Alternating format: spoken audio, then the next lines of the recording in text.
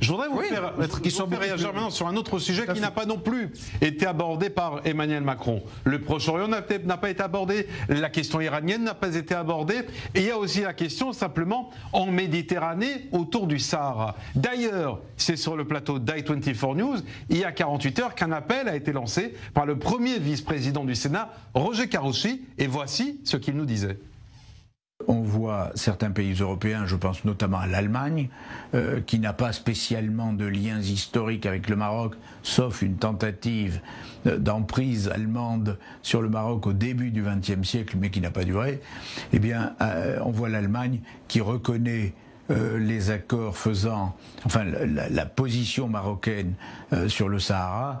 C'est un peu gênant, vexant que la France ne soit pas sur une position identique. C'est une position qui aujourd'hui est une position de plus en plus largement reconnue aux États-Unis, par plusieurs pays européens, pas par la France, qui se définit comme le principal ami, le principal allié du Royaume du Maroc.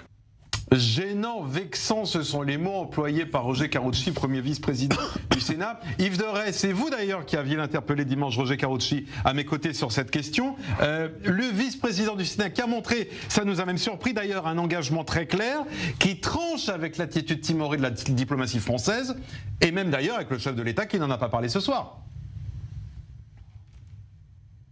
Alors, le chef d'État n'en a pas parlé ce soir, mais il en avait parlé quand même il n'y a pas si longtemps, il y a quelques mois, et il avait dit, comme les Allemands, que le processus d'autonomie que propose le Maroc aux Sahraouis constitue une base de négociation sérieuse.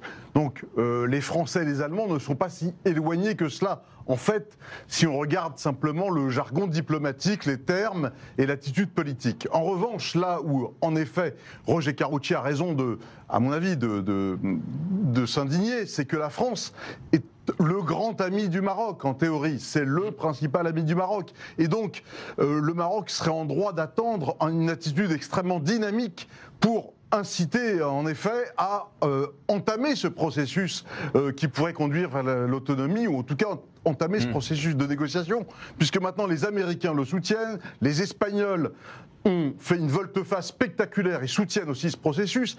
Il y avait 80 pays qui soutenaient le Polisario, il n'y en a plus que 30, il y en a 50 qui ont retiré leur soutien. Beaucoup de pays d'Afrique qui ont retiré leur soutien au Polisario. Donc il y a une dynamique. Donc c'est vrai qu'on aurait été en droit du côté du Maroc d'attendre de la France, grand ami, qu'elle aille plus loin, qu'elle soit presque leader dans cette opération.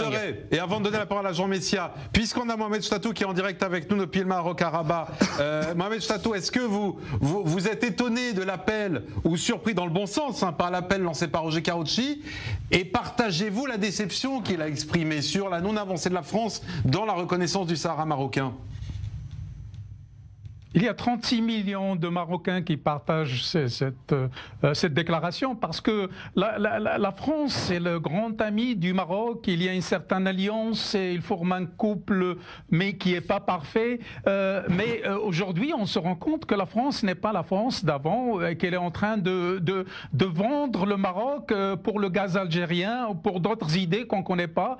Donc il y a une certaine idée de crise silencieuse entre Paris et Rabat, et cette crise silencieuse, on ne sait pas pourquoi, pour quelle raison. Est-ce que la France voit le problème du Sahara d'un autre œil que les autres pays européens, ou bien il a un autre scénario en tête, on ne sait pas. Mais on est vraiment stupéfait au Maroc que...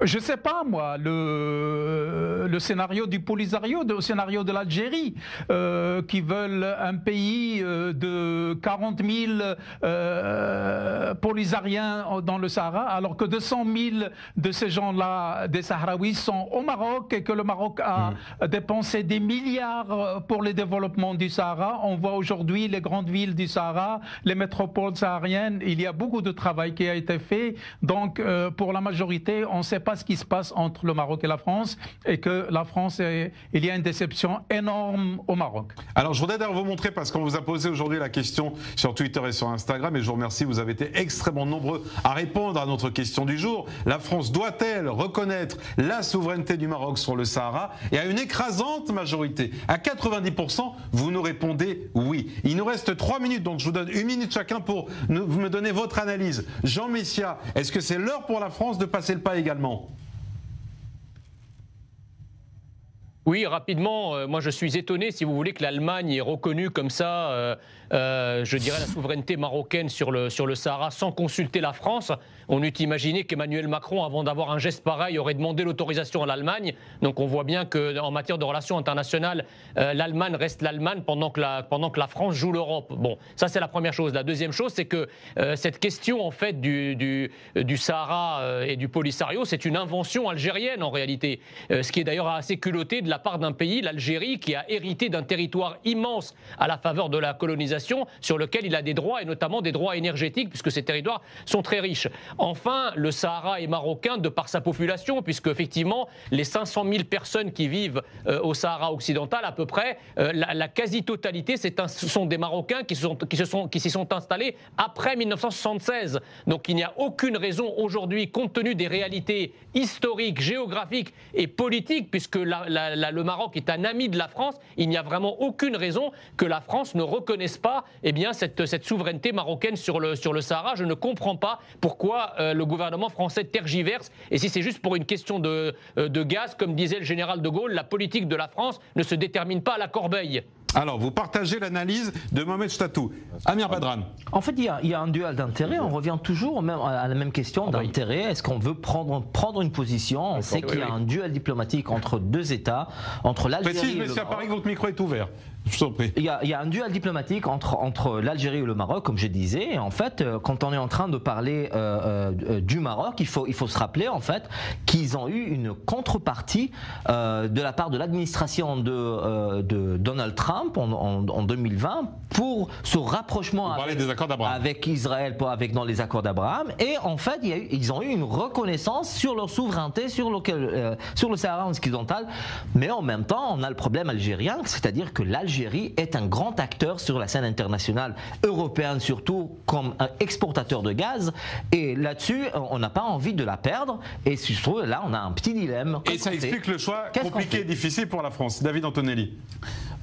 Par contre, une chose qui est sûre, c'est que malgré le gaz, tout ce qu'on veut, la France ne doit pas oublier que le Sahara, cette zone-là, c'est une zone prioritaire pour la sécurité de l'Europe. Et le Front Polisario, il faut le rappeler, l'Algérie en lui-même est le berceau de l'islamisme. Et ce mouvement-là est proche notamment du Hezbollah libanais, du Hamas. Donc la France a tout intérêt, pour moi, à ce que justement la souveraineté soit marocaine. Donc vous aurez répondu oui aussi à notre question du jour. Tout à fait. Parce qu'on ne peut pas se faire abstraction à un moment donné de dire qu'il va y avoir peut-être, par rapport au gaz ou autre chose, des intérêts économiques. Mais je veux dire, la France ne doit pas oublier que quand elle a été frappée pour la première fois par les attentats, c'était par des organisations islamistes algériennes. Les attentats en 1995, c'est le JIA.